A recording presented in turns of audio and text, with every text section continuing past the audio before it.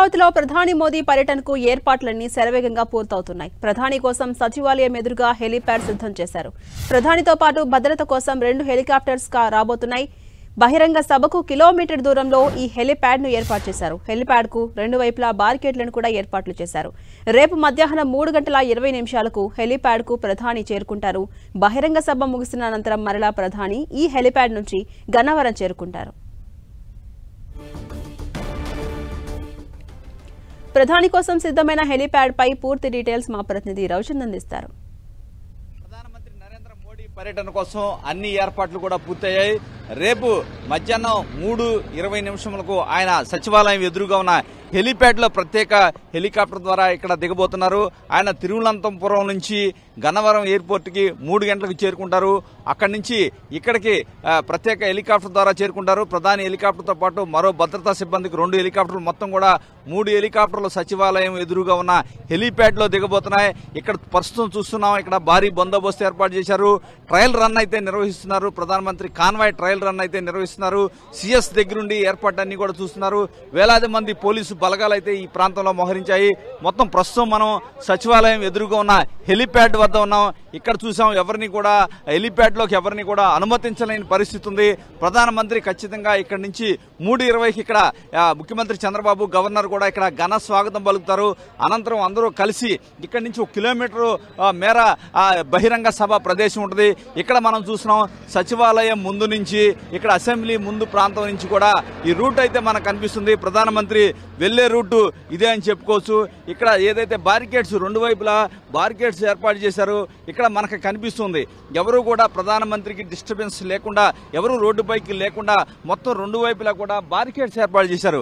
ఈ బారికేడ్స్ దాటి ఎవరు వచ్చే అవకాశం లేదు. ఒకవేళ ప్రధానమంత్రికి ఎవరన్నా స్వాగతం పలకాలనుకున్నప్పటికీ బారికేడ్స్ అవతల ఉండే అవకాశం ఉంది. ప్రధానమంత్రి కారులోనే ఉండి రైతులకు కావచ్చు, ఎవరైతే ఆయనకు అభివాదం చేస్తున్నారు, ఆయన అభివాదం చేస్తూ ఆయనకి స్వాగతం పలకడానికి వచ్చిన వారికి అభివాదం చేస్తూ ముందుకు వెళ్లే అవకాశం ఉంది. ఇక్కడ ఈ ప్రాంతంలోనే సచివాలయం ఉంటుంది. సచివాలయం పక్కన అసెంబ్లీ ఉంటుంది. వీటి వెనక ప్రాంతంలోనే దాదాపు కిలోమీటర్ ప్రయాణంలో, అంటే 5 నిమిషాల్లోనే ఆయన అక్కడ చేరుకుంటారు. అక్కడికి వెళ్ళిన తర్వాత ఏదైతే ఘన స్వాగతం పలుకుతారో, అక్కడ ఘన స్వాగతం పలికిన తర్వాత ఆ ఫోటో ఎగ్జిబిషన్ ఒకటి ఏర్పాటు చేశారు. అదేవిధంగా రాజధాని రైతులపై ఒక డాక్యుమెంటరీ కూడా ఉంది. అదేవిధంగా దాదాపు 1,00,000 కోట్ల రూపాయల పనులకు సంబంధించిన శంకుస్థాపన కార్యక్రమాలు ఉంటాయి. దానిలో భాగంగానే 49,000 రాజధాని ప్రాంత శంకుస్థాపన కార్యక్రమాలు అయితే 49,000 కోట్ల రూపాయలు కూడా ఏదైతే ప్రధానమంత్రి ప్రారంభించబోతున్నారు. ఇవన్నీ చేసిన తర్వాత అంటే ఖచ్చితంగా ఏదైతే 4-10 నిమిషాలకు ఆయన ప్రసంగాన్ని స్టార్ట్ చేసే అవకాశం ఉంటుంది. దాదాపు 40 నిమిషాలు ఆయన ప్రసంగాన్ని ప్రసంగించబోతున్నారు.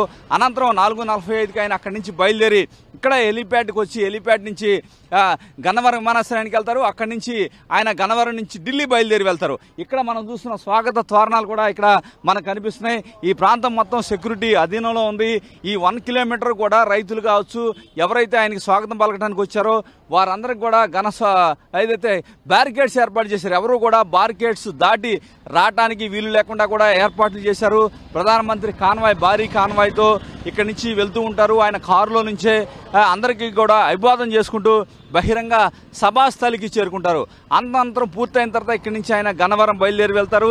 ఎక్కడ చిన్న పొరపాటు లేకుండా చూసేందుకు కూడా ప్రభుత్వం అన్ని ఏర్పాట్లు చేసింది. భారీ బందోబస్తు ఏర్పాటు చేశారు. ఎవరు కూడా ఏదైతే ఇక్కడ ఎటువంటి ఇబ్బంది లేకుండా ఉండేందుకు పోలీసులు గత 10-15 రోజుల నుంచి కూడా అహర్నిశలు కష్టపడుతున్నారు. ట్రయల్ కాన్వాయ్ తిరుగుతూ ఉంది. ఎక్కడ ఇంత చిన్న లోపం లేకుండా చూసేందుకు పోలీసులు కూడా సర్వశక్తులు ఒడ్డొడుతున్నారు. కెమెరా పర్సన్ గౌతమ్తో రవిచంద్, 10 టీవీ, అమరావతి.